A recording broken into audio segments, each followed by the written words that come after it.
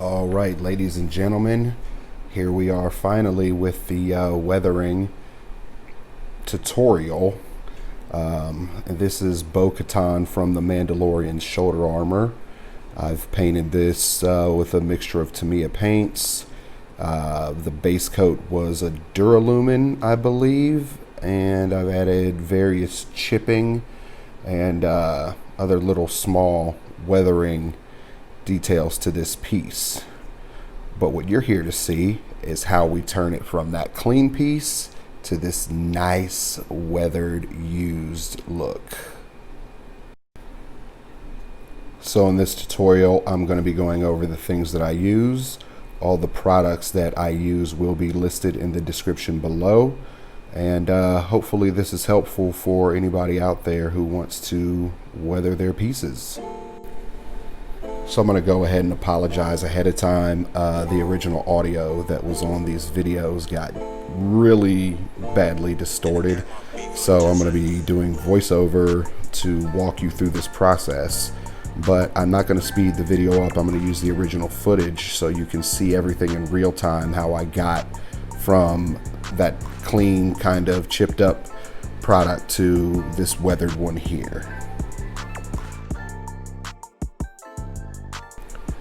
So you're going to need a few things. You're going to need some kind of plastic mixing cup or a paint palette, dirty old brush that you don't care about, and some oil paints. I choose oil paints because they give a more realistic effect, and you don't need to do as many weathering passes that I've found that you end up doing with acrylics.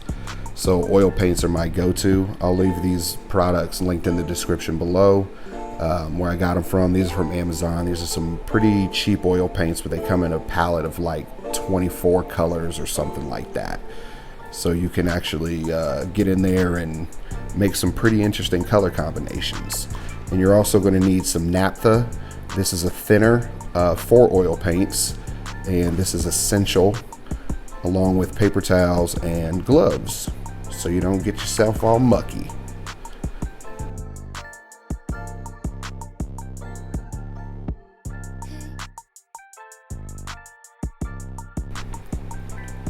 I also forgot to mention you're going to want some just really crappy paintbrush. This is for a technique that I'm going to deploy at the very end of this to give final effect to it.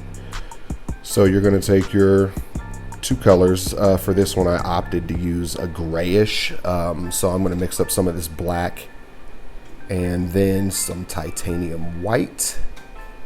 Hard to see. Thank you, ring light, for blowing out the tubes of paint. But I'm going to put them here in this little mixing cup.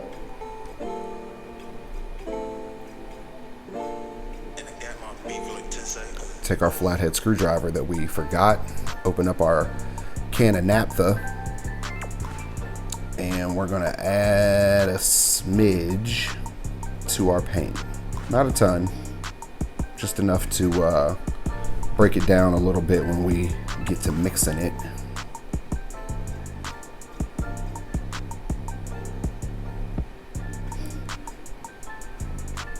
And once you have it all mixed up, I'm just going to start dabbing it over the piece. I'm not going to like paint it on, as you'll see here shortly. It's just kind of like dabbing motion, poking at the piece.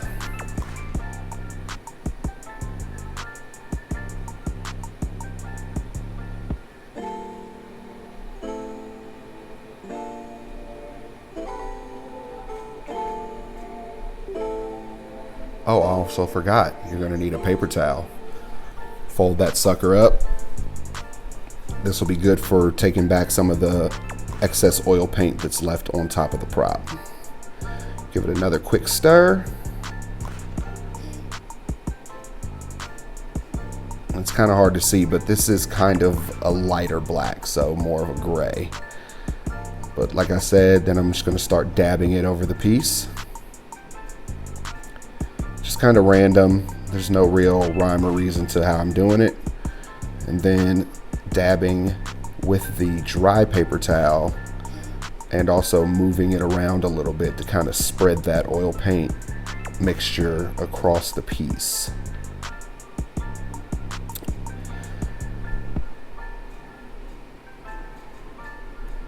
Next, we're going to wet our paper towel with some naphtha, and this helps remove a lot of that excess oil paint that gets built up on the surface,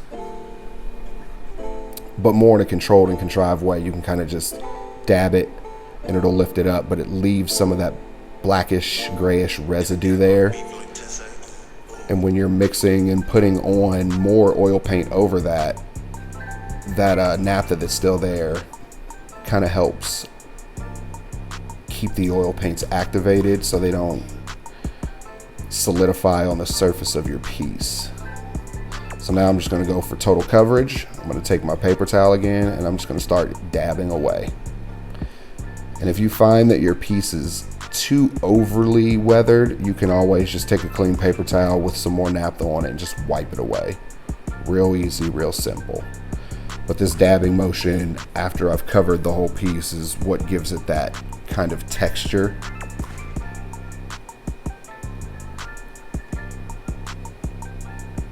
And as you can see, I kind of just swirled over the piece. And my ring light is blowing out the exposure. Forgive me. Now we're just going to add a little bit more here and keep repeating this process. Swirl on some thinned down oil paints. Remove some with the naphtha covered cloth. And as you're removing, kind of, you know, dab in other places where you might want to add some more weathering.